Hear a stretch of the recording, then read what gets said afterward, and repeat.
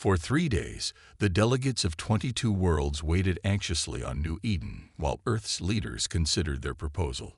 Outside the neutral colony's atmosphere, ships from both sides maintained a tense watch. Hylidian warships had gathered at the edge of the system, not yet attacking but making their presence known. In a private room away from the others, John Miller, Kevin Wright, and President Reeves sat around a small table. They had been talking for hours, weighing the future of not just Earth, but potentially the galaxy. "The proposal is good," Wright said, adjusting his glasses. "Better than I expected. True equality among species, shared technology, mutual defense. It's what we would have created ourselves," Reeves agreed. "And leading this coalition would give Earth protection and influence." Miller had been quiet, staring at the holographic display of the proposed alliance territories. Finally, he looked up. "That's the problem. It's too perfect. Too exactly what we want." "You think it's a trap?" Wright asked. "Not a trap," Miller said slowly. "But think about what happens next. We agree to this alliance. We commit our ships, our technology, our people to protecting 22 worlds against the Hylidian Empire. We fight another war, bigger than the last. A war we can win," Reeves pointed out. "Maybe," Miller agreed. "But then what? We become the new center of power, the new authority. Give it 100 years, and how different would we be from the Confederation we're replacing?" A long silence followed his words. Wright looked troubled. "You're saying we become the very thing we're fighting against?" "Power corrupts," Miller said simply, "even with the best intentions. Look at human history. Every empire begins thinking it's different from those that came before." Reeves stood and walked to the window. Below, the azure waters of New Eden stretched to the horizon. "So we refuse the alliance. Leave these people to face the Hylidians alone." "No," Miller said. "We offer something different." 3 hours later, all delegates gathered in the main chamber. The alien representatives watched nervously as the 3 humans entered. The room fell silent. President Reeves took her place at the center of the room, flanked by Miller and Wright. "We have carefully considered your proposal," she began. "Your offer of alliance honors us. The charter you've designed embodies principles of freedom and equality that humanity holds dear." The Arborian delegate Thalas' branches quivered with hope. "Then you accept?" "We cannot," Reeves said gently. A wave of shock and fear moved through the alien delegates. Some began to rise, ready to flee. "Please," Miller said, raising his hand. "Hear us out." The room settled, though the fear remained palpable. Commander John Miller stood at the viewport of Outpost Airs, watching the stars. The Earth military base orbited Mars at a comfortable distance, monitoring the quiet darkness of space. It was early morning by Earth time, and most of the crew still slept. "Commander, you need to see this." Lisa Brooks, the outpost's science officer, spoke without taking her eyes off her screen. Miller walked over, coffee in hand. "What is it?" "Something just appeared at the edge of our sensor range. It's big, and it's not one of ours." The coffee in Miller's hand suddenly felt cold. Humanity had been reaching for the stars for decades, but they had never found proof of other intelligent life. Until now. "Alert status. Wake everyone up," he ordered, setting down his mug. "But let's not panic yet. Could be a sensor glitch." It wasn't a glitch. Within the hour, 3 ships unlike anything humans had ever built were holding position just outside Outpost Air's defensive perimeter. They were smooth, with curved lines that seemed to bend light around them. And they were massive, each one at least 5 times larger than the biggest Earth vessel. "They're hailing us," said Communications Officer Greg Powell. His face was pale, but his hands were steady. Miller straightened his uniform jacket. "Put them through." The main screen flickered, and humanity had its first look at an alien. The creature had pale blue skin stretched over a narrow face, with large eyes that blinked sideways. Behind it stood others of its kind, wearing what looked like uniform-style clothing. "Greetings, humans of Earth," The alien said in perfect English, "I am Ambassador Scathar of the Hylidian race. We speak on behalf of the Galactic Confederation, an alliance of 47 spacefaring species." The control room fell silent. Miller found his voice first. "I am Commander John Miller of Earth's Outpost Ares. How do you know our language?" The alien made a gesture that might have been a smile. "We have been monitoring your transmissions for some time. Your species has been of interest to us since you first started sending radio signals into space." Brooks moved closer to Miller. "They've been watching us," she whispered. "We have come to formally invite humanity to join the galactic community," Scathar continued. "We would like to send a delegation to your outpost to begin discussions." Miller looked at Brooks, who nodded slightly. "We would be honored," he said. 6 hours later, Miller and Brooks stood in the outpost conference room as 3 Hylidians stepped through the airlock. Up close, they were taller than humans, with thin limbs and movements that seemed too fluid to be natural. "Your outpost is adequate," Scathar said, looking around, "though primitive by Confederation standards." Miller forced a smile. "We're still learning." The meeting began cordially enough. The Hylidians explained the structure of their confederation, a governing body that managed trade, resolved conflicts, and protected member species. They asked questions about Earth's governments, military capabilities, and resources. "And these are your most advanced weapons?" Scathar asked, examining the datapad Brooks had provided with carefully selected information. "Some of them," Miller said carefully. The alien made a sound like water running over stones. Later, Brooks would identify it as laughter. "Is something funny?" Miller asked. "Forgive me," Scathar said. "It's just that by our standards, these are children's toys. But that is to be expected from a species so young." One of the other Hylidians leaned forward and whispered something to Scathar. "Is there a problem?" Brooks asked. Sicthar's expression changed. "We have detected energy readings consistent with weapons charging." Miller frowned. "That's impossible. I gave no such order." "Yet it is happening," the alien said coldly. "This is unfortunate." Without warning, alarms blared throughout the outpost. Miller's communicator buzzed. "Commander, 3 more alien ships just appeared. They're powering up weapons." Miller stood. "Ambassador, there must be some mistake." The outpost shuddered as the first blast hit. Lights flickered, and emergency protocols engaged. "This meeting is over," Scathar said, standing. "Your deception has been noted." The last thing Miller saw before the Hylidians teleported away was Brooks lunging for the emergency evacuation controls. Then another blast hit, and the conference room wall tore open to the vacuum of space. The attack was quick and deadly. From 53 crew members, only Miller and Brooks survived, pulled from the wreckage by a supply ship that arrived minutes after the alien vessels departed. As they watched the remains of Outpost Ares drift into Mars orbit, Brooks turned to Miller, her face grim. "They didn't come to welcome us," she said. "They came to see if we were a threat." Miller stared at the destruction. "And what did they decide?" "I think," Brooks said quietly, "they decided humans don't get to ask questions." 6 months passed since the attack on Outpost Ares. Earth had changed. Cities now had defense shields. Military bases covered once empty land. The night sky, once a source of wonder, now brought fear. President Samantha Reeves stood at the window of the White House war room, watching rain fall on Washington. The room behind her buzzed with activity as military officers and government officials prepared for the meeting. "Madam President, they've entered Earth orbit," said Defense Secretary Paul Grant. His face showed the strain of sleepless nights. Reeves nodded. "And our defense systems? Ready, but hidden.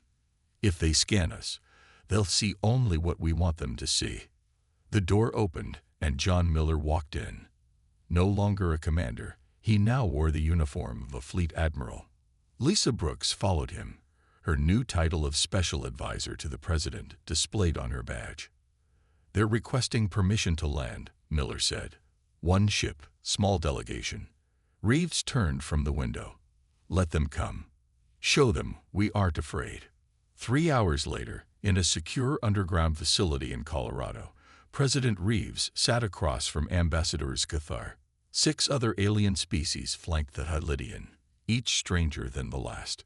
Earth's delegation consisted of the President, Grant, Miller, Brooks, and 5 other high-ranking officials. We appreciate your willingness to meet, Scathar began, especially after the unfortunate incident at Mars. Unfortunate incident. Miller's voice was tight. You destroyed our outpost and killed 51 people. Scathar blinked his sideways eyelids, a regrettable misunderstanding due to cultural differences. We detected what we believed were weapons charging. We now understand it was merely your power systems operating at normal capacity. Brooks studied the alien's face. 6 months of analyzing footage from the attack had taught her to read Hylidian expressions. The ambassador was lying. We've come to offer Earth a position in the Galactic Confederation, Scathar continued. Your species has potential, despite your primitive development. What would this position entail? Reeves asked. You would be classified as a Class 3 developing world. You would receive protection, limited access to trade routes, and guidance from more advanced species. Grant leaned forward. And in return, you would provide raw materials, labor for Confederation projects, and agree to certain restrictions on your technological development and military capabilities. Brooks slid a note to Reeves. It read, Class 3 equals servitor race. No rights.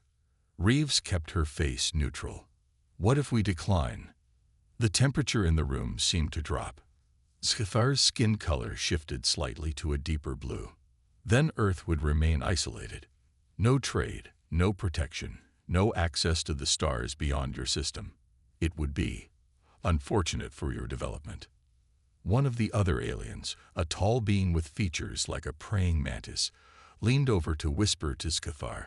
The ambassador nodded. We understand this is a significant decision. We will allow you time to consider 1 Earth month. After the aliens departed, Earth's leaders gathered in the now secure room. They're threatening us, Miller said. Join or be contained. Brooks nodded. I've analyzed their proposal. Class 3 status would make us little more than slaves. We'd lose control of our resources, our military, even our right to govern ourselves. And if we refuse? Grant asked. They'll likely establish a blockade around our solar system, Brooks said. They could shoot down any ship that tries to leave. President Reeves walked slowly around the table. Then we need to make sure our ships can't be shot down. Madam President, Miller asked. We won't survive as slaves, and we won't thrive in isolation. Reeves looked each person in the eye. I'm initiating Project Phoenix, effective immediately. We have 1 month to prepare our answer, but I already know what it will be. Grant frowned. Project Phoenix hasn't been approved by Congress. It will be by morning, Reeves said. This isn't a political decision anymore. It's survival. Brooks pulled up a file on her tablet. I've been working on something. Based on the data we gathered during the attack, I think I've identified weaknesses in their technology. Miller examined her findings. For the first time since the attack, he smiled. They think we're primitive. That's their mistake. Reeves nodded. They've given us 1 month. We'll use every minute. When they return, humanity will be ready. Outside, rain continued to fall on Washington, washing the city clean as inside. The seeds of resistance took root. 5 years passed. To the watching eyes of the Galactic Confederation, Earth appeared to accept isolation. Their monitoring stations observed a planet struggling with limited resources, its space program seemingly halted, its people confined to their small blue world. The truth was very different. Deep beneath the Rocky Mountains, in a facility that didn't exist on any public record, Director of Advanced Research Kevin Wright stared at the holographic display. Fragments of alien technology, salvaged from the wreckage of Outpost Ares, floated in the air before him. Run the simulation again, Wright said to his team. Maya, adjust the power input by 12%. Maya Dalton, chief engineer of the project, nodded. Her fingers danced across the control panel. On the far wall, a massive engine began to hum. It looked nothing like traditional human technology. It was sleeker, with curves that seemed to bend reality around them. Power stable, Maya reported. Field integrity at 97%. Wright smiled. That's it. That's what we've been missing. The door opened, and Admiral Miller walked in with President Reeves and Lisa Brooks. All three had aged, their faces showing the strain of 5 years of secret war preparations. "Tell me you have good news," Reeves said. Wright pointed to the engine. "We're ready for the full-scale test. Maya made the breakthrough last week." Maya stood straighter. "We figured out how their faster-than-light technology works. They use a field that bends space around the ship rather than moving the ship itself. But we've improved it." "Improved it?" Brooks asked. "Their version requires massive power and leaves a clear energy signature. Ours is more efficient and nearly undetectable." Maya's eyes shone with pride. "We can go farther and faster than they can, and they'll never see us coming." Miller nodded, impressed. "How soon can we install it in the fleet?" "Admiral Hudson's engineers are standing by," Wright said. "The first 10 ships can be ready in 2 weeks." President Reeves walked slowly around the engine. "And the colonies?" Brooks pulled up a secure display. "Proxima Base is fully operational with 5,000 personnel. Europa Station can support the fleet if needed. The Mars underground facilities are manufacturing weapons at full capacity." "And the Confederation?" Miller asked. "Still thinks we're contained," Brooks said. "Their monitoring stations only see what we want them to see. Their last report described Earth as struggling but compliant." Reeves smiled thinly. "Good. Keep it that way." The meeting moved to a secure conference room lined with maps of star systems. Admiral Eric Hudson was waiting for them. He stood before a holographic display showing the positions of Earth's secret fleet. "Training is ahead of schedule," Hudson reported. "The Special Forces teams can now operate in zero-gravity combat situations with 90% efficiency. Our stealth technology is working perfectly. We've run 5 test missions past their monitoring stations without detection." Miller studied the fleet positions and weapons. "Based on the tech we salvage, we've developed energy weapons that should penetrate their shields, plus some surprises they won't be expecting." Hudson's face showed grim satisfaction. Reeves took her place at the head of the table. 5 years ago, they gave us a choice: slavery or isolation. They thought they were being generous. She looked around at the people who had made humanity's resistance possible. "In 2 months, we reveal our answer. There's still the matter of testing our capabilities in actual combat," Miller said. "Simulations can only tell us so much." Brooks nodded. "I've identified a potential target. A small Confederation outpost near Proxima Centauri. Minimal defenses, but it would give us valuable intelligence and combat experience." "And if we're discovered?" Maya asked. "Then we accelerate the timeline," Reeves said simply. "Either way, humanity is done hiding." As the meeting continued, beyond Earth's atmosphere, the stars shone coldly in the vacuum of space. The galaxy thought humanity was contained, isolated, and struggling to survive. Soon, they would learn how wrong they were. In secret shipyards hidden throughout the solar system, humanity's answer to the Confederation was taking shape, an answer written in steel and determination. The Explorer, a human scout ship, drifted silently through the darkness of space. Its hull was painted with light-absorbing material, making it nearly invisible against the backdrop of stars. Inside, Captain Nathan Carter and First Officer Olivia Chen watched their sensor displays with growing concern. "Are you recording this?" Carter asked quietly, as if the aliens below might hear him through the vacuum of space. Chen nodded. "Every second. The high-definition cameras are capturing everything." Below them, on the small rocky moon orbiting Proxima Centauri, A Confederation mining operation spread across the gray surface. But it wasn't the mining that disturbed the human observers. It was the workers. The beams laboring in the mines moved slowly, dragging heavy equipment. Even from orbit, the humans could see they wore restraints.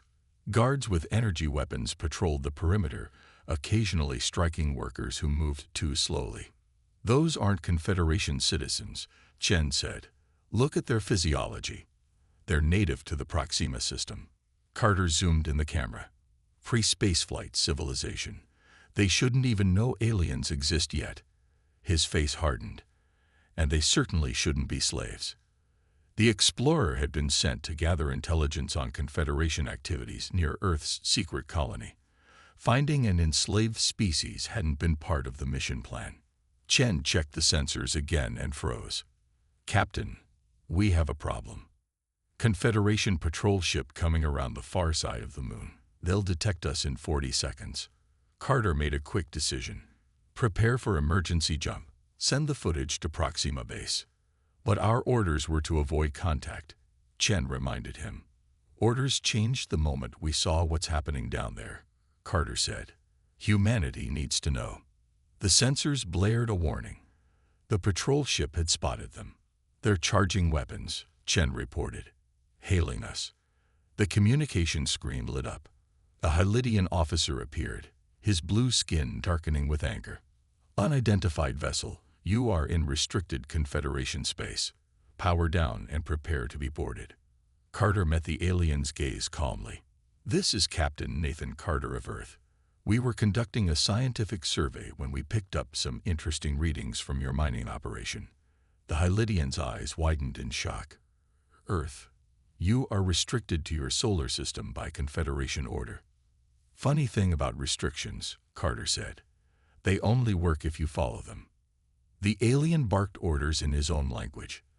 The patrol ship moved to intercept. "They've locked weapons," Chen said. Carter nodded. "Time to show them what we've learned in 5 years." The Explorer's engines, based on Maya Dalton's improved design, flared to life. The ship moved with impossible speed, dancing around the first volley of energy blasts. "Return fire," Carter ordered. "Non-lethal hits only.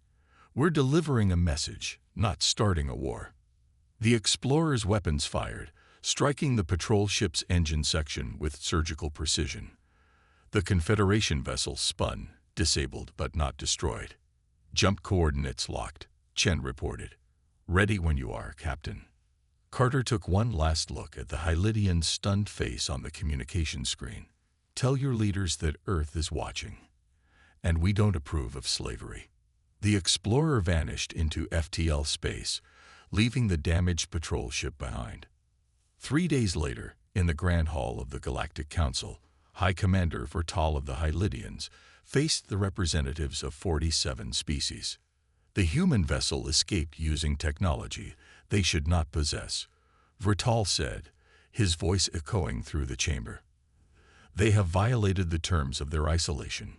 An Arborian delegate, plant-like and serene, spoke up. "Perhaps we should open diplomatic channels. If they have advanced so quickly, they could be valuable allies rather than subjects." Vertal's skin darkened. They were given their chance and rejected it. More importantly, they have now seen the Proxima operation. They know too much. "What do you propose?" asked a representative of the Quantum Collective, their energy form pulsing with concern. "The human problem must be solved permanently," Vertal said. "I propose immediate military action." The council erupted in debate. As they argued, no one noticed a small data probe slipping away from the station, carrying a complete recording of the meeting toward Earth. The grand meeting hall of the United Earth government fell silent as the alien delegation entered. 7 different species from the Confederation walked slowly down the center aisle, led by a tall Hylidian named Chick Moore. His skin was a lighter blue than Scathar's, marking him as from a different clan. President Reeves sat at the center of the curved human table, flanked by Admiral Miller, Lisa Brooks, and other key leaders. The room was designed to impress with its marble columns and high ceiling, but it also contained hidden defenses that could activate in seconds. "Welcome to Earth," Reeves said. Her voice was pleasant but revealed nothing. Jickmore bowed slightly. "We bring greetings from the Galactic Confederation Council. We are pleased to see that Earth has prospered despite its isolation." Brooks studied the aliens carefully.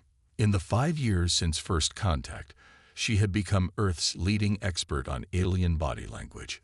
The Hylidian was nervous, though trying to hide it. "I understand there was an incident near Proxima Centauri," Reeves said. "A regrettable misunderstanding, perhaps." The aliens exchanged glances. They had not expected humans to know about the council meeting. "Yes," Jickmore said slowly. "A human ship was found in restricted space. There was a brief confrontation. Our ships go where we send them," Miller said, his voice hard. "And they report what they see." Jickmore's skin rippled, a sign of discomfort. "The council has reviewed Earth's situation. We believe the original terms offered were perhaps too restrictive." Brooks passed a note to Reeves. It read, "They're scared. Our technology surprised them." Reeves nodded slightly. "We're listening." Jickmore gestured, and one of his aides placed a data device on the table. It projected a complex document into the air. "A new agreement," the Hylidian explained. "Earth would be granted Class II status, with limited voting rights in the Confederation. You would have access to 12 trade routes and permission to establish colonies within 5 light years of your system." "And in return?" Reeves asked. "You would share your technological developments, particularly in propulsion and weapons, and you would accept Confederation oversight of your military expansion." The room fell silent. Brooks examined the floating document, reading between the lines. She leaned over to whisper to Reeves. "It's still a trap," she said quietly. "Class II status means we'd have to accept their laws, their oversight. We'd be giving up our independence, just with better terms." Reeves turned to the rest of the human delegation. Their faces showed agreement with Brooks' assessment. "How many other species have been offered this kind of promotion?" Miller asked. Jickmore hesitated. "Your case is unique. No species has ever broken isolation before." "Because no one else could," Brooks said. "But that's not what makes us unique, is it? It's that we saw what you're doing in the Proxima system." The alien delegation shifted uncomfortably. A mantis-like being whispered urgently to Jickmore, who silenced it with a gesture. "The mining operation is not relevant to these negotiations," Jickmore said. "We are offering Earth a place in the galactic community." "As a junior partner," Reeves noted. "Still under your control, just with a longer leash." "There are 47 species in the Confederation," Jickmore said, his tone hardening. "All accept the wisdom of the Council's leadership. Are humans so arrogant to think they know better?" Reeves stood. The rest of the human delegation rose with her. "We've reviewed your offer," she said. "Our answer is no." Jickmore's skin darkened to deep navy. "You refuse. The Hylidian Empire alone has 10,000 warships. The full might of the Confederation could reduce Earth to ash." Miller smiled slightly. "You could try." Reeves raised her hand. "This meeting is over. You have 24 hours to leave the Sol system. After that, any Confederation vessel crossing our borders will be considered hostile." "You cannot be serious," Jickmore sputtered. "No single species can stand against the Confederation." "We'll see," Reeves said. "Earth escorts will guide you back to your ship. Safe travels." As the stunned alien delegation was led away, Brooks joined Reeves at the window. Outside, the rebuilt skyline of Washington gleamed in the morning sun. "They'll come back with warships," Brooks said. Reeves nodded. "I know. Is Hudson ready?" "He's been ready for 2 years," Brooks replied. "Just waiting for the order." "Then it's time," Reeves said quietly. "Send the signal." 3 months after the failed negotiations, a massive Confederation fleet arrived at the edge of the Sol system. 42 warships, each larger than anything humans had built before, moved slowly toward Earth. They called it a pacification force. On board the lead ship, High Commander Vertal watched the sensor readings with confidence. No sign of resistance, his second-in-command reported. Their defense systems appear minimal. Vertal's skin rippled with satisfaction. As expected, their show of defiance was empty. They know they cannot stand against us. As the fleet passed the orbit of Neptune, they maintained combat formation. Sensors detected nothing unusual. No ships came to challenge them. No weapons fired. "This is almost disappointing," Vertal said. "I had hoped the humans would at least try to fight." His tactical officer nodded. "Perhaps they have realized the futility of resistance. Our intelligence suggests they have fewer than 30 warships total." The Confederation fleet continued inward, past Uranus, then Saturn. Still, there was no response from Earth. "Prepare the announcement of their surrender," Vertal ordered. "Once we reach Mars orbit, we will demand their immediate—" "Sir," the sensor officer's voice rose in alarm, energy signatures appearing all around us. Suddenly, space itself seemed to tear open as 30 human warships appeared, surrounding the Confederation fleet completely. They had been hiding using the technology Maya Dalton had perfected to bend light and energy around them. On the bridge of the Earth flagship Defiance, Admiral Eric Hudson watched the surprised Confederation vessels with cold satisfaction. "All ships report ready," his communications officer said. "Weapons locked." Hudson nodded. "Open a channel to their command ship." Vertal's face appeared on the main screen, his blue skin now pale with shock. "This is Admiral Eric Hudson of Earth's Defense Fleet," Hudson said calmly. "You are in violation of our sovereign space." "How did you—" Vertal began, then composed himself. "Your tricks change nothing. You are still outnumbered." Hudson smiled slightly. "Are we?" On his signal, 20 more Earth ships appeared from behind Mars, having been hidden in the planet's sensor shadow. The human vessels were smaller than the alien warships, but sleeker, more advanced. "Last chance," Hudson said. "Leave our system now." Vertal's skin darkened with rage. "The Confederation does not retreat. All ships, open fire." The space between Mars and Jupiter erupted in chaos as energy weapons lanced between the vessels. But the battle was not proceeding as Vertal had expected. The human ships moved with impossible speed and precision, their advanced engines allowing maneuvers that the larger Confederation ships couldn't match. Their weapons, reverse-engineered and improved from salvaged alien technology, cut through Confederation shields. On the Defiance, Hudson directed the battle with the calm of a chess master. "Group 3, target their engine systems," he ordered. "Group 2, focus on weapons. I want ships disabled, not destroyed." Within 30 minutes, half the Confederation fleet was drifting, their systems offline. 7 had retreated to the edge of the system. The rest continued fighting, but with diminishing effectiveness. Vertal's flagship shuddered as another hit landed. "This is impossible," he raged. "How can they be defeating us?" "Sir," his tactical officer said, voice shaking, "I recommend withdrawal. We cannot win this battle." On the Defiance, Hudson received a report from his second-in-command. "Their flagship is attempting to rally the remaining vessels. 18 enemy ships disabled, 7 retreating." Hudson nodded. "Target their flagship's weapons and engines. Leave life support intact." Precision strikes crippled Vertal's vessel. As system after system failed, Hudson opened the communication channel again. "Your fleet is defeated," he said simply. "But we're allowing 1 ship to leave intact. You will carry our message back to the Confederation." Vertal's face showed a mixture of rage and fear. "What message?" "Earth is not alone anymore," Hudson said. "We've found other species you've oppressed.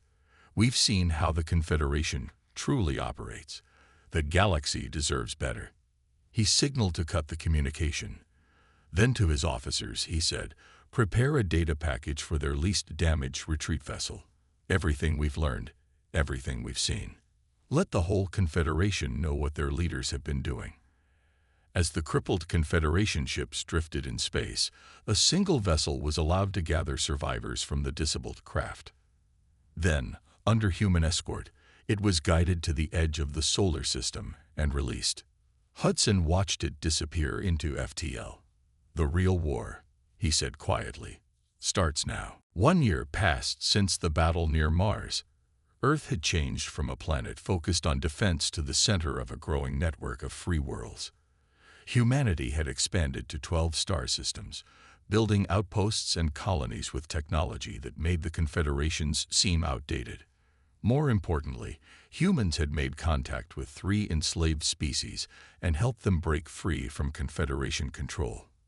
The Myrn, cat-like warriors from a heavy gravity world. The Solari, beings of crystalline structure who communicated through light.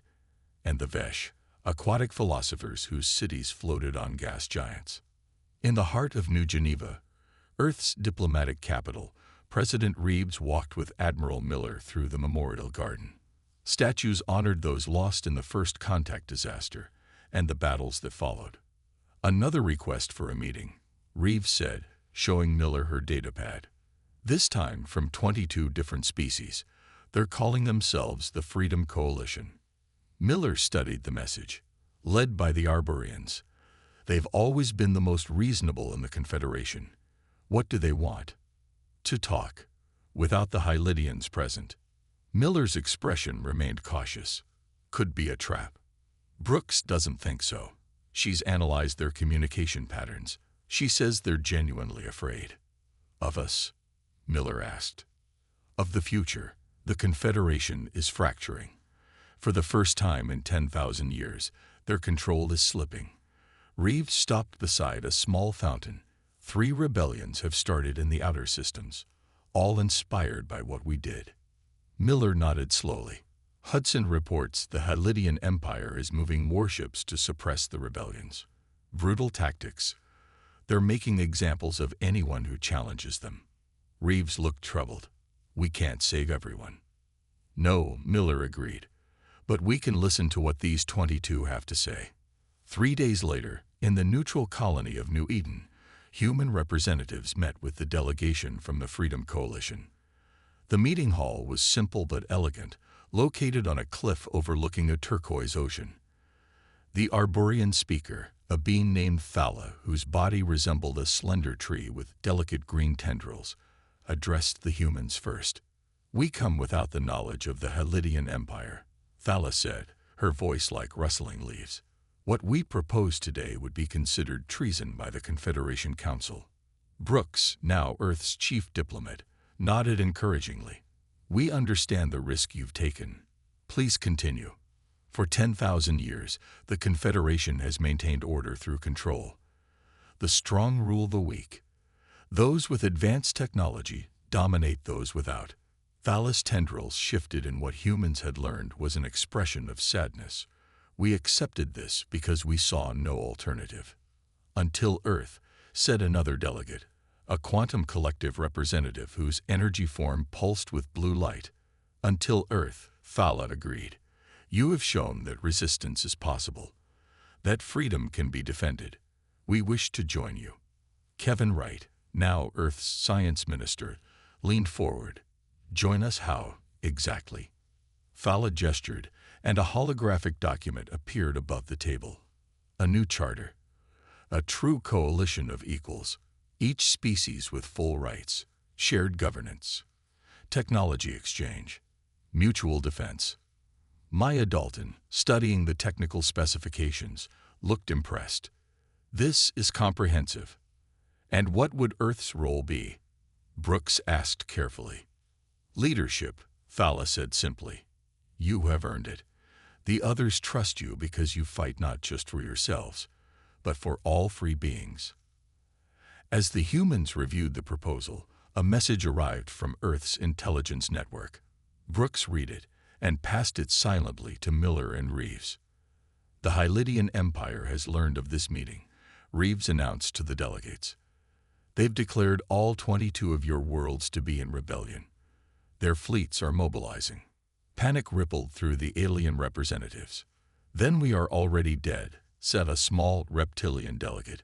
"Our worlds cannot withstand their might." "Unless," Thala said, looking directly at Reeves, "Earth stands with us. With your ships, your technology, we could resist." The room fell silent as all eyes turned to the human delegation. Reeves looked at Miller, who nodded once. "We need time to consider your proposal," Reeves said finally.